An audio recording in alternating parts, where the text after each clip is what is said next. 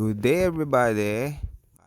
North X South Seafood Restaurant. Located lang siya tapat ng Andox sa Cavite City. Bali, gilid siya ng Augusto Lumber. Bali, ayun yung bar and resto nila.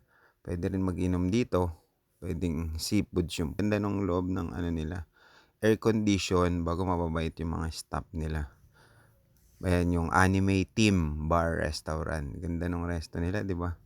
Puro anime. Bali, syempre, yan yung order namin. 2 bucket ng seafoods. May tahong, may crabs, may potato marble, merong hipon. Bali, yan yung niya, laman ng bali, cucumber juice nga pala in order namin. Syempre, tinikman ko na yung cucumber juice nila. Sarap, bagay sa seafoods. Lasa. Bali, yan, tinikman ko na yung nila, mais. Sarap ng sauce na kasama ng nila, seafoods nila. Bali, yung potato marble. Tinikman ko rin. Sarap. Potato marble nila. Tsaka yung tahong nila. Fresh. Fresh yung mga seafoods nila dito. Kaya mas masarap yun. Yung ulo ng hipon. No?